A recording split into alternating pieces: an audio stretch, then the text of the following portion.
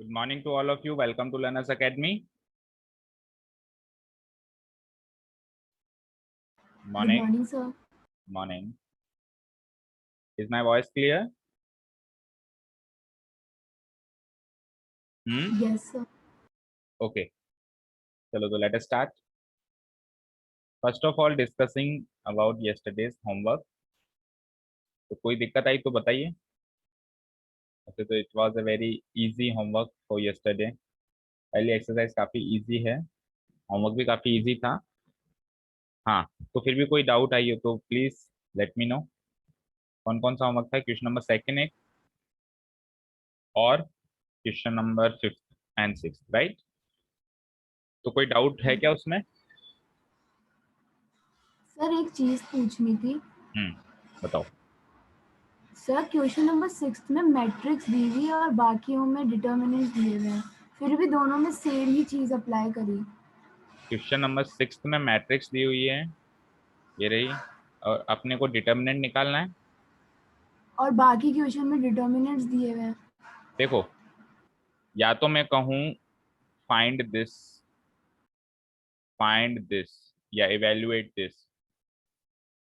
तो अभी जो मेरे को पिक्चर में दिख रहा है, that is a determinant form. ये डिटर्मिनेंट फॉर्म है, इसको इवेल्युएट करो. इवेल्युएट मतलब इसकी वैल्यू फाइंड आउट करो. ठीक है. क्वेश्चन नंबर 6 में आपको क्वेश्चन पूछने का तरीका कुछ अलग कर दिया कि अगर ए एक ऐसी मैट्रिक्स है तो आप डिटर्मिनेंट ए फाइंड आउट करो. तो बात वही है कि आपको इस वाली मैट्रिक्स का डिटर्मिनेंट फाइंड आउट करना. समझ आया क्या? तो सर मतलब इसके लिए पहले इसकी डिटर्मिनेंट फॉर्म लिखनी पड़ेगी, इसके यस, बाद ऑब्वियसली इसको हम ऐसे लिखेंगे. हम इस चीज को गिवन पॉइंट डालेंगे और उसके बाद फिर हमको ये निकालना है. देयरफॉर इट बिकम्स, डिटर्मिनेंट वाले डंडे लगाओ. 1 1 -2, 2 1 -3, 5 4 -9. And then we will start evaluating. कैसे इवेल्युएट करोगे? 1. अब 1 को 1 ही रहने दो. वैसे अगर उससे चलें तो 1 इंटू 1 होगा, बिल्कुल लॉजिकली चलें तो. फिर क्या होगा? 1 इंटू -9, -4 इंटू -3, ऐसे ही किया है. प्लस रो वाइज ही चलो, तो -1 इंटू 1. उसके बाद क्या होगा? 2 into -9, -5 into -3, right. And last में 1 into -2. It becomes 2 into 4 -5 into 1. बोलो, ऐसे ही सॉल्व किया है? आंसर मैच कर गया? Yes sir. ठीक है. अब ये जो हम यहाँ पे 1 इंटू 1 करते हैं, -1 इंटू 1 करते हैं, 1 इंटू -2 करते हैं, आगे आने वाले एक्सरसाइजेस में हम इनको लिखना ही छोड़ देंगे. 1 -1 1, इसको लिखना ही छोड़ देंगे. सीधे हम पता है क्या करेंगे? पहला एलिमेंट उठाया, एज इट इज लिख दिया. दूसरा एलिमेंट उठाया, साइन चेंज करके लिख दिया. तीसरा एलिमेंट उठाया, एज इट इज लिख दिया, without changing. Right after changing the sign, without changing. इस तरीके से सीधे सीधे लिख के सॉल्व करेंगे. ठीक है? Is that clear?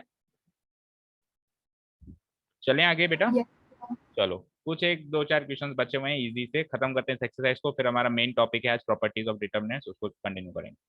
देखो, question number third is, if A is a matrix then show that twice of A, यानी कि पहले तो मैट्रिक्स का दुगना करो, पहले मैट्रिक्स का दुगना करो, फिर डिटर्मिनेंट निकालो, तो वो वैल्यू इक्वल आएगी पहले डिटर्मिनेंट निकाल के और फिर उसको 4 गुना करो. तो पहले तो हम इसको लॉजिकली कर देते हैं, एलएचएस अलग सॉल्व कर देते हैं, आरएचएस अलग सॉल्व कर देते हैं, और देखते हैं दोनों इक्वल आते हैं या नहीं आते. और फिर वहां पे एक इंपॉर्टेंट प्रॉपर्टी हम देखेंगे जो हमने कल लास्ट में जाते जाते लिखी थी. पहले तो चलो इसको एज ए क्वेश्चन की तरह सॉल्व करते हैं कि अगर एक ये मैट्रिक्स है तो हमको एक तरीके से ये मैट्रिक्स इक्वेशन नहीं, ये डिटर्मिनेंट इक्वेशन को हमको प्रूव करना है. यानी एज ए सिंपल इक्वेशन है, बिकॉज ये भी एक नंबर है, ये भी एक नंबर है. हमको प्रूव करना है कि एलएचएस की वैल्यू आरएचएस की वैल्यू के इक्वल है. Start writing. प्रॉपर्टीज बाद में करेंगे, एक बार पहले हम इस एक्सरसाइज को जल्दी से खत्म करते हैं.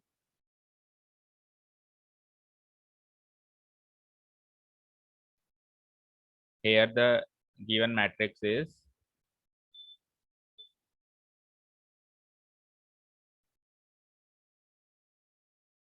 A, which is a 2 by 2 matrix. Obviously determinant में रेक्टेंगुलर मैट्रिक्स आपको कहीं नहीं दिखाई देंगी, हर जगह हर जगह स्क्वायर मैट्रिक्स दिखाई देंगी 1 2 4 2। ठीक है, अब आपको प्रूव क्या करना है, ये तो गिवन है। आपको प्रूव करना है कि ट्वाइस ऑफ मैट्रिक्स ए का determinant 4 times of matrix A के डिटर्मिनेंट के बराबर है। This is you need to prove, we are required to prove this thing. चलो टारगेट करो। सबसे पहले LHS. LHS is whole determinant of twice of A. क्या पढ़ेंगे हम इसको, रीड कैसे करेंगे? होल डिटर्मिनेंट, पूरे का डिटर्मिनेंट है और ट्वाइस ऑफ ए है। चलो देखते हैं।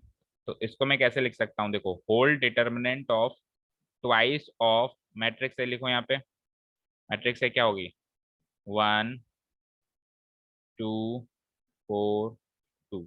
ये मैट्रिक्स है और इसका पूरे का डिटर्मिनेंट चाहिए, तो इसके बाहर मैंने डिटर्मिनेंट का साइन लगा दिया।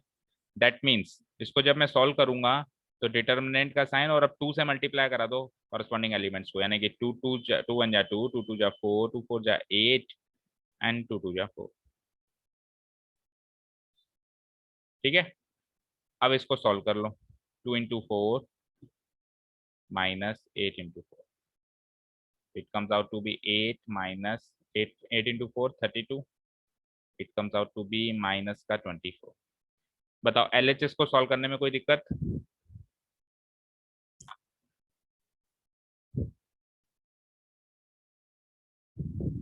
Any doubt in solving LHS?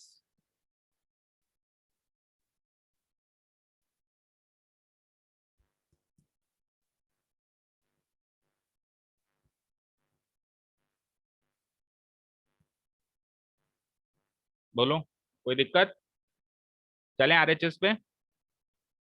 Now RHS is 4 times of determinant है।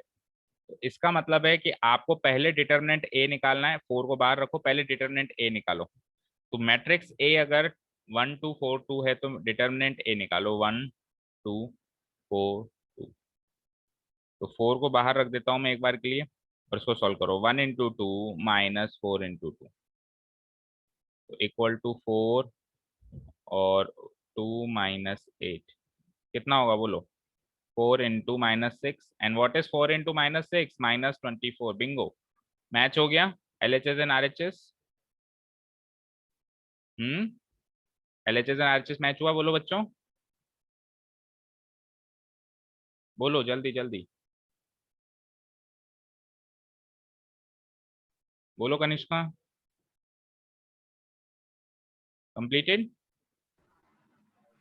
Yes, sir. So we can see that LHS is equal to RHS is equal to minus का 24। Proved,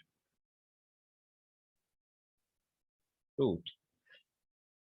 अब देखिए, ये चीज हमने कल एक प्रॉपर्टी में लिखी थी कि अगर हम k टाइम्स किसी मैट्रिक्स को, सपोज करो मेरे पास एक मैट्रिक्स है A और ये तो मैट्रिक्स है मान लो और इसका डिटर्मिनेंट है डिटर्मिनेंट A, तो अगर मैं k times of matrix A कर दूं तो वो क्या हो जाएगा, k की पावर क्या डालनी पड़ेगी मुझे यहाँ पे, k की पावर जो आपका इसका ऑर्डर है, जो इसका ऑर्डर है। ठीक है, जैसे मान लो ऑर्डर 2/2 है तो k की पावर 2 डालनी पड़ेगी, ऑर्डर 3/3 है तो k की पावर 3 डालनी पड़ेगी। ऑफ ऑर्डर n आपको याद हो तो फॉर्मूला आया था k की पावर n इंटू डिटर्मिनेंट है, सीखा था ना कल? बोलो। Yes, sir. देखो कल हमने जाते जाते एक इंपॉर्टेंट चीज लिखी थी कि अगर a और b दो मैट्रिसेस हैं और a जो है k इंटू बी है तो फिर a का डिटर्मिनेंट b के डिटर्मिनेंट का k की पावर n टाइम्स होगा। अब देखिए यहाँ पे मेरे पास a एक मैट्रिक्स थी, इस क्वेश्चन को अगर अपन देखें इसके हिसाब से 1 2 4 2 1 2 4 2, मान लो ये एक मैट्रिक्स थी और मैंने क्या किया फिर इस ए मैट्रिक्स को किससे मल्टीप्लाई किया है, ट्वाइस किया है इसका। तो मान लो मैंने ट्वाइस ऑफ ए कर दिया तो ये हो गया 2 4 8 4 और इसको मान लो बी, इसको मान लो बी। तो जो डिटर्मिनेंट ऑफ ए आएगा, इसका जो डिटर्मिनेंट आएगा बी के डिटर्मिनेंट में वही के यानी वही 2 की पावर वही लगानी पड़ेगी जो उसका ऑर्डर है। तो ऑर्डर 2/2 है तो 2 का स्क्वायर। तो देखो ध्यान से 4 आ रहा है 4 आ रहा है नहीं आ रहा है? तो मैं इसको लिख सकता हूँ 4 डिटर्मिनेंट ऑफ बी, ठीक है। और बी क्या था, ट्वाइस ऑफ ए, यानी कि equal to 4 determinant of twice of A. तो एक तरीके से determinant of A equal to 4, नहीं,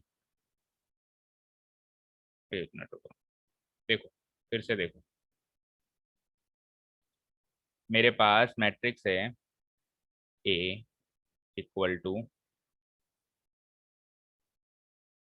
1 2 4 2, 1 2 4 2, और फिर मैंने इसका ट्वाइस कर दिया, ट्वाइस ऑफ ए कर दिया, उसको मैं मान लो बी मान लेता हूँ। तो ये हो गया मेरा 2 4 8 4, ठीक है। अब मैं ए का भी डिटर्मिनेंट निकालता हूँ और मैं बी का भी डिटर्मिनेंट निकालता हूँ। तो जो मैंने ए का डिटर्मिनेंट निकाला, ठीक है, और फिर जो मैंने बी का डिटर्मिनेंट निकाला, तो जो बी का डिटर्मिनेंट है ए equal to K into B है, तो जो बी का डिटर्मिनेंट लिखो यहाँ पे, सॉरी, जो बी का डिटर्मिनेंट है वो ए के डिटर्मिनेंट का, के क्या लिया मैंने, 2 की पावर 2 होगा, चेक करो। तो बी क्या था मेरा, ट्वाइस ऑफ ए, यानी ट्वाइस ऑफ ए का डिटर्मिनेंट इक्वल टू 2 का स्क्वायर क्या है 4 इंटू डिटर्मिनेंट ऑफ ए। तो यही तो प्रूव करना है आपको, यही तो प्रूव करना है। देखो यहाँ पे समझ में थोड़ा सा कम इसलिए आ रहा होगा क्योंकि इस थ्योरम में हमने एक A equal to K into B लिखा है और इधर हमने B equal to twice of A लिखा है। तो ये ए की जगह बी आएगा और बी की जगह ए आएगा, इसीलिए यहाँ पे भी ए की जगह बी आ रहा है और बी की जगह ए आ रहा है, बस डिफरेंस ये है, लेटर्स हमने उल्टे लिए। समझ में आया क्या, बोलो बच्चों?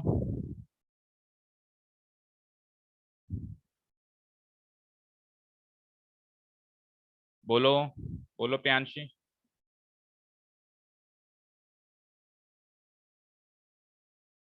प्रियांशी है नहीं, प्रगति आप बोलो, समझ आया? यस सर, आ गया। आ गया। तो same thing applies to question number 2 also, और क्वेश्चन नंबर सेकंड इसी टाइप का है। जो देखो यहाँ पे ए ये मैट्रिक्स है और मैंने इसका थ्राइस कर दिया, तो ओरिजिनल डिटर्मिनेंट का कितना गुना हो गया, 27। क्यों? क्योंकि आपकी बार ऑर्डर 3/3 है, तो के की पावर एन लगाते हो, के तो है मेरा 3 और उसकी ऑर्डर क्या है 3, तो 3 का क्यूब क्या होता है 27। तो ओरिजिनल डिटर्मिनेंट का वो 27 गुना हो जाएगा। अगर आपने मैट्रिक्स का 3 गुना किया तो ओरिजिनल डिटर्मिनेंट का वो 27 गुना हो जाएगा, 3 का क्यूब हो जाएगा, ठीक है। अगर आप यहाँ पे 2 लिखते तो बोलो क्या आंसर आता? अगर आप यहाँ पे 2 लिखते तो बोलो वो ओरिजिनल डिटर्मिनेंट का कितना टाइम्स होता, बोल के बताओ, बोलो,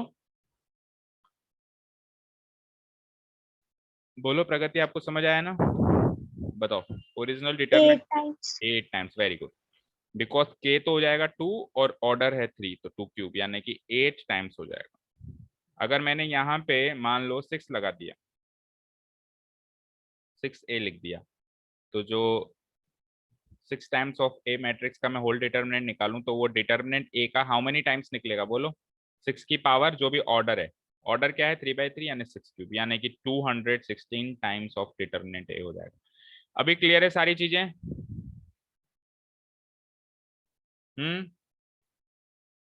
बताइए, बोलो कनिष्का। Yes sir. ठीक है, तो क्वेश्चन नंबर 4 फिर होमवर्क मार्क करो। आपको कुछ नहीं, बस वही एलएचएस आरएचएस को अलग प्रूव करना है। यहाँ पे तो वो प्रॉपर्टी लगाने के लिए उसने का ही नहीं है, उसने तो एक क्वेश्चन दिया है कि एक ए मैट्रिक्स मानिए और एलएचएस आरएचएस इक्वल प्रूव करिए, जैसे अभी हमने किया वैसे ही 3/3 में आपको करना है। इसको होमवर्क मान लो, लेकिन इसको आगे के लिए एक प्रॉपर्टी मान के चलना है कि किसी भी मैट्रिक्स का अगर मैं कितना भी टाइम्स कर दूं, के टाइम्स कर दूं और उसका होल डिटर्मिनेंट निकालूं, तो वो जो ओरिजिनल डिटर्मिनेंट का के की पावर n टाइम्स गुना हो जाता है, जहां पे n is the order of the matrix, जो कि आइदर 1/1 2/2 और 3/3 हम रखते हैं, ठीक है। क्लियर है? चलो चलते हैं हम नेक्स्ट। फोर्थ हो गया, फिफ्थ तो हो ही गया, सिक्स हो ही गया। Question number 7, find the values of x, x की वैल्यूज निकालनी है और आपको एक इक्वेशन गिवन है, अगर ये सेटिस्फाई होती है तो आपको एक्स की वैल्यू, एक क्वेश्चन में कराता हूँ, सेकंड आप होमवर्क मार्क करो, वेरी इजी क्वेश्चन देखो. Here it is given that start writing if you want to.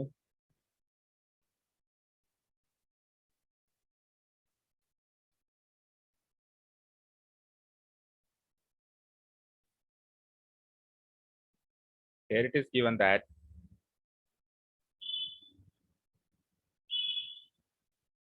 2451 equal to 2x 4 determinant of 2x 4 6 और x. आप साइमल्टेनियसली दोनों साइड डिटर्मिनेंट इवेल्युएट कर लो. तो इधर डिटर्मिनेंट क्या आएगा 2 into 1 minus 5 into 4 और RHS में डिटर्मिनेंट क्या आएगा 2x into x minus 6 into 4. तो इधर बन जाता है 2 minus 20, वहां बन जाएगा 2x square minus 24. 2 minus 20 is minus 18 equal to 2x square minus 20.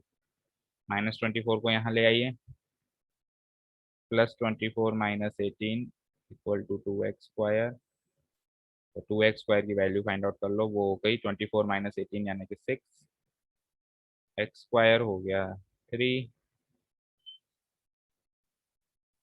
और x हो गया प्लस और माइनस रूट. ठीक है. Therefore the value of x is value of x is plus और माइनस रूट. इजी. बोलो इजी है काफी. Yes sir. ठीक है. सेकेंड वाला होमवर्क मार्क करो और लास्ट क्वेश्चन की तरफ चलते हैं हम यहाँ फटाफट.